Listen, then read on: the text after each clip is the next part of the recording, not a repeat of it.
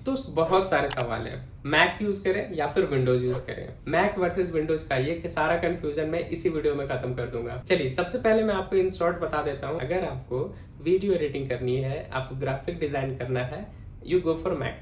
अगर आपको गेमिंग करनी है, अगर आपको कुछ हाई एंड ग्राफिक्स का काम करना है, you go for Windows. Simple answer.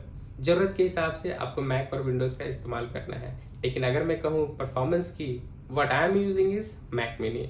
और मेरा जो एक्सपीरियंस रहा है बहुत ही बेहतरीन है। मेरे पास अपना कंप्यूटर पिछले 10 सालों से है और 8 साल मैंने विंडोज ही यूज किया है, और अभी 2 सालों से मेरे पास मैक मिनी है जो कि 60,000 का है।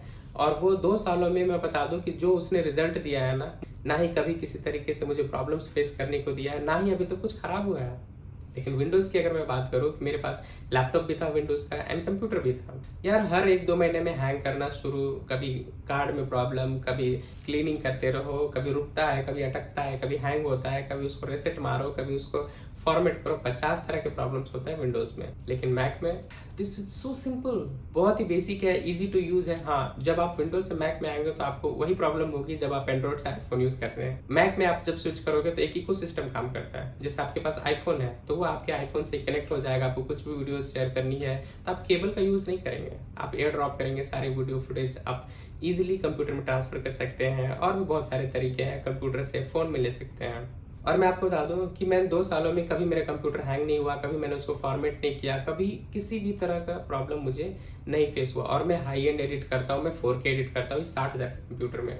तो अगर आप विंडोज लेते हैं ना 60,000 का, वो भाई उससे अच्छा लो ही मत। वो आपको 6 महीने साल भर अच्छा चल सकता है, लेकिन उसके बाद वो रोएगा। आपको ग्राफिक कार्ड अच्छे डालने पड़ेंगे, रैम अच्छा रखना पड़ेगा। लेकिन मैक में अगर आप 16 GB का रैम लेते हो ना, दैट इज सफिशिएंट। अगर आप चाहो कि मैं मैक ले लूँ और उसमें पबजी खेलूँ, गेम खेलूँ और बहुत सारे हाई एंड क्रिएटिव चीज़ें करूँ जिसमें रैम की ज़रूरत हो, प्रोसेसर की ज़रूरत हो, 3D में वीडियोस बनाऊँ, एडवांस लेवल पे ग्राफिक्स वाले काम करूँ, तो आपको विंडोज़ में ही जाना पड़ेगा। और विंडोज़ में भी आपको बहुत ही एक्सपेंसिव कंप्यूटर सिस्टम बिल्ड करना पड़ेगा, जैसे 1.5 से 2 लाख का।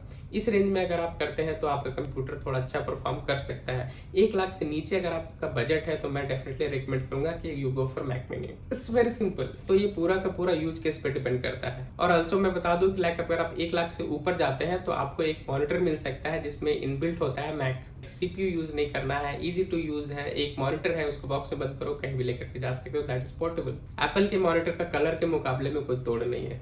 This is the best. आपको गेमिंग खेलना है, ये सब सारी चीज़ों में इंटरेस्ट है, ग्राफिक्स वाले कामों में इंटरेस्ट है, तो आप विंडोज ले लो। अगर आपको एडिटिंग करनी है, ग्राफिक डिजाइन करनी है और इस तरह की चीज़ें करनी है, क्रिएटिव चीज़ें करनी है, तो आपको मैक ही लेना चाहिए। मैं पर्सनली मैक को प्रेफर करता हूँ। मुझे गेम खेलने का कोई शौक नहीं है, और ना ही मुझे कोई 3D CGI की चीज़ें करनी है इसमें, but it's up to you.